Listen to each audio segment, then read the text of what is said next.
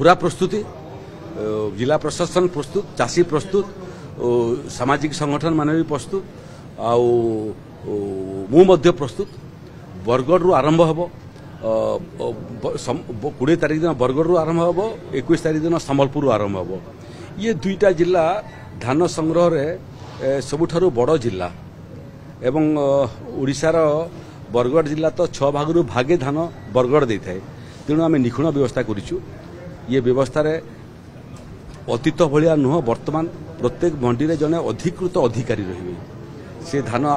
बिक्री आरंभ ठारू से दिन धान बिक्री समाप्त होला पर्यंत बसिबे सेठी एवं देखिबे जे कटनी छटनी होउछि ना नहीं एवं धानर उपयुक्त मूल्य चाषी पाउछन्ति नहीं संध्यारे पुणी से रिपोर्ट करेंगे कलेक्टर रिपोर्ट करेंगे राज्य सरकार को 4-5टा मंडी को लेकर आम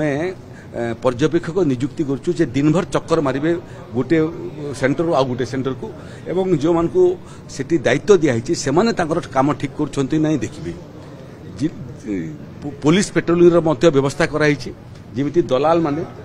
ये मंडी प्रकरण रे जो मानकर भूमिका रहूतला एवं चाषी को ये माने धान बिक्री समय रे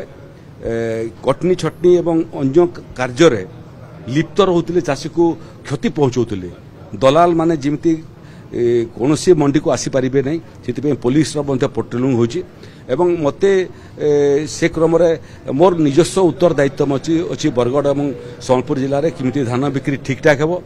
चाषी मैंने उपयुक्त मूल्य पाइबे एवं सफलतार सहित धान बिक्री करि पारिबे तार संगे संगे सरकार जो 800 टंका इनपुट सब्सिडी देवा निष्पत्ति करछन्ती से इनपुट सब्सिडी पाइबे।